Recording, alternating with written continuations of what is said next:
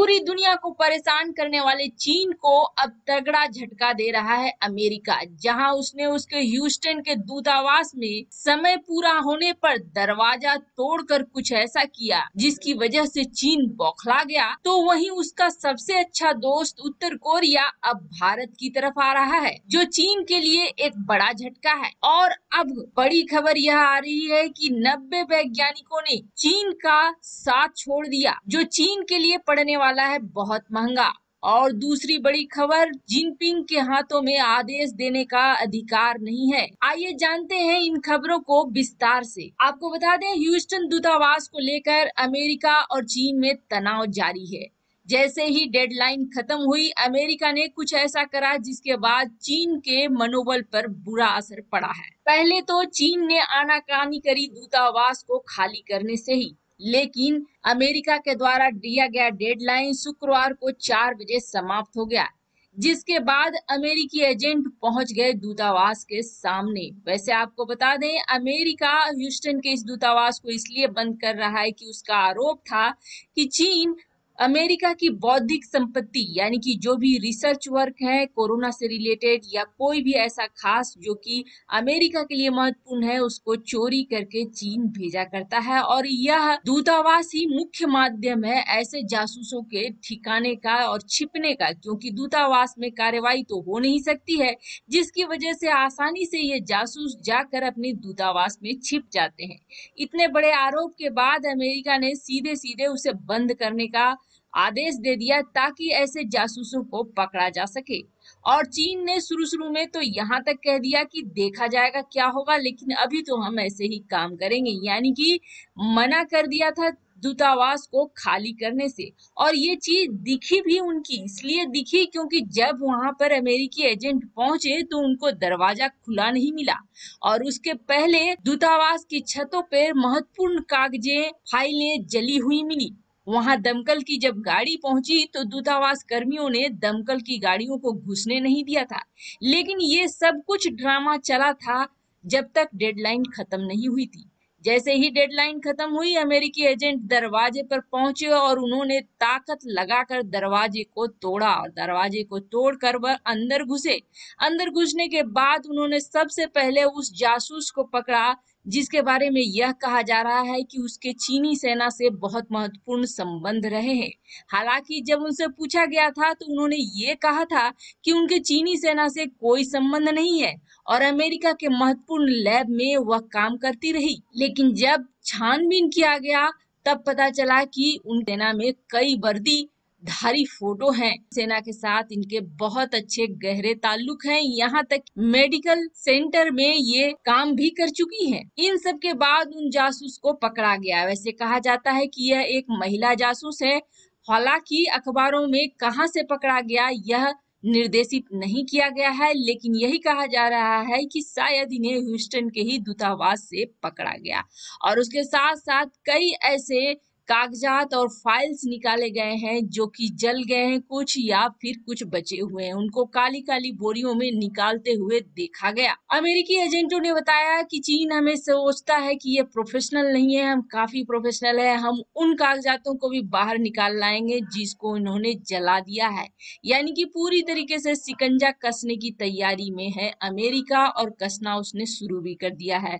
हालांकि अमेरिका की जवाबी कार्रवाई में चीन ने भी चंदू के दूतावास को, जो कि अमेरिकन दूतावास है, उसको बंद करने की घोषणा कर दी। हालांकि इससे बहुत ज्यादा फर्क अमेरिका को पड़ता नहीं है। चीन ने आरोप लगाया है कि तिब्बत में अमेरिका जासूसी करने के लिए इस दूतावास का इस्तेमाल करता था। चीन की तरफ से एक और बड़ी खबर आ रही है जो कि बहुत ही चीन को तोड़ने वाली है। वैसे तो ऐसा कहा जा रहा है कि चीन के राष्ट्रपति जिनपिंग दो मोर्चों पर लड़ रहे हैं। एक तरफ विश्व जहां उनको घेर कर बैठा हुआ है उनकी करनी की वजह से, वहीं दूसरी तरफ उनकी करनी की वजह से उनके घर में भी उनका विरोध हो रहा है। और उस विरोध को दबाने के लिए जिनपिंग तानाशाही का इस्तेमाल कर रहे हैं। चीन के 90 से ज्यादा न्यूक्लियर वैज्ञानिकों ने एक साथ इस्तीफा दे दिया है, और इससे पहले भी कई न्यूक्लियर साइंटिस्ट इस्तीफा दे चुके हैं। अभी मात्र उसकी सबसे बड़ी न्यूक्लियर रिसर्च सेंटर में मात्र 100 साइंटिस्ट हैं, जिसकी वजह से अब वहां काम चलाना भी मुश्किल पड़ गया है। आखिर ये वैज्ञानिक इस्तीफा क्यों दे रहे हैं? तो इनके ऊपर सीसीपी यानी कि कम्युनिस्ट पार्टी का भारी दबाव है। इनको जरा भी छूट नहीं दी गई है। अपना तानाशाही रवैया जिनपिंग ने हर क्षेत्र पे रखा हुआ है, चाहे वो शोध का ही क्षेत्र क्यों ना हो। जिनपिंग वैज्ञानिकों के दिमाग तक पर कंट्रोल करना चाहता है। वैसे 2018 में जब जिनपिंग ने आह्वान किया था अपने देश के वैज्ञानिकों को पूरी दुनिया से वापस चीन में लौट आने के लिए, तब कई वैज्ञानिक वापस लौट आए थे यह सोचकर कि चीन को अपनी बुद्धि से ज्यादा ताकतवर बनाएंगे। लेकिन यहाँ आने के बाद उनके साथ उल्टा होने लगा। पहले तो उन्हें चीन ने सपना दिखाया था कि यहाँ आने के बाद तुम्हें वही सुख सुविधाएं मिलेंगी जो सुख सुविधाएं तुम्हें विदेश में मिलती थी। लेकिन यहाँ आने के बाद उनका भ्रम टूट गया।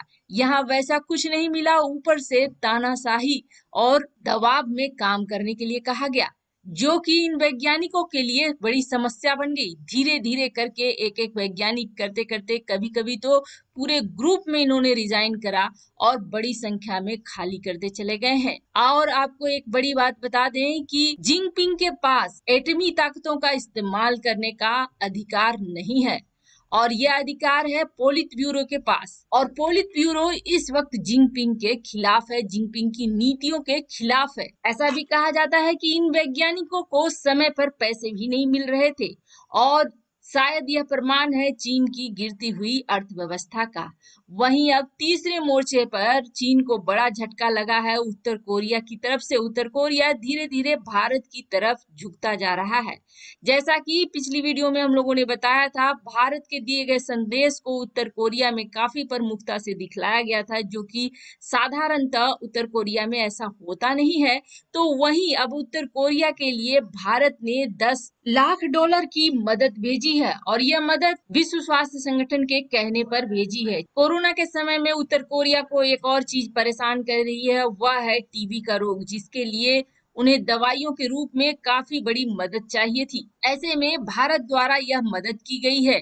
भारत के द्वारा ये भेजा गया है, जहां पे वहां के राजदूत ने विश्व स्वास्थ्य संगठन के मौजूदगी में उत्तर कोरिया को यह मदद सौंप दी है। वैसे आपको बता दें, कोरोना के समय उत्तर कोरिया यह कहता आया है कि वहां पर एक भी केस नहीं है, लेकिन उत्तर कोरिया के नए आदेश के अनुसार अगर मास्क नहीं पहना तो 3 महीने की मजदूरी की सजा है।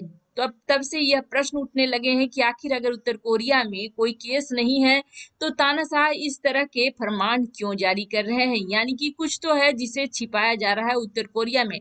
फिलहाल भारत और उत्तर कोरिया की दोस्ती काफी बड़ी मायने रखती है, इसलिए क्योंकि जिस तरह से न्यूक्लियर पावर से भरा पड़ा है उत्तर कोरिया, उसका चीन की तरफ जाना विश्व में किसी देश के लिए सही नहीं है। चीन और उत्तर कोरिया मिलकर पूरी दुनिया में तबाही मचा सकते हैं। ऐसे में अगर उत्तर कोरिया ऐसे देशों का साथ रहता है जो कि लोकतंत्र पर विश्वास करते हैं और जिनका नजरिया चीन के उलट है, तो वह पूरी दुनिया के लिए ज्यादा सही है। उत्तर कोरिया और भारत के रिश्ते में गर्माहट आना बहुत ही अच्छे संकेत हैं। वैसे आपको बता दें, उत्तर कोरिया के कई परिस्थितियों में भारत ने कई बार मदद करी है और उत्तर कोरिया के साथ अपने धीरे धीरे संबंधों को अच्छा करने की कोशिश करी है। हालांकि ये चीज चीन को बिल्कुल भी पसंद नहीं आई होगी। चीन कभी नहीं चाहेगा कि उसका सबसे अच्छा दोस्त उससे छिन जाए, लेकिन इस वक्त चीन यह भी देख रहा है कि उत्तर कोरिया का झुकाव धीरे धीरे भारत की तरफ बढ़ता जा रहा है, जो कि उसे अभी सिर्फ महसूस कर रह जाना पड़ रहा है। की नई कूटनीतिक चालों की वजह से अब चीन भी होने लगा है परेशान। ताजा उदाहरण में एशिया टाइम्स ने साफ साफ कहा है कि भारत को अपनी धौंस दिखाने और ताकत दिखलाने के चक्कर में खुद चीन अपनी बहुत बड़ी बेइज्जती करा रहा है। साथ ही साथ उसके पोल पूरी दुनिया को खोले जा रहे हैं और पूरी दुनिया उसके राजों को देख रही है। ब्लूमबर्ग की रिपोर्ट की माने तो भारत अब कूटनीति में एक महाशक्ति बनता जा रहा है और इस बार भारत उसकी अर्थव्यवस्था पर देगा कड़ी चुनौती। भारत चारों तरफ से चीन को घेरने के लिए एक जाल बिछा रहा है। चीन ने जिस तरह से नासमझी दिखलाकर भारत के जख्मों को फिर से हरा कर दिया है। 1962 की जंग के बाद दोनों के रिश्ते अच्छे होने लगे थे, लेकिन चीन ने एक बार फिर से भारत के उन जख्मों को हरा कर दिया है और अब चीन से महा बदला लेने की तैयारी में है भारत।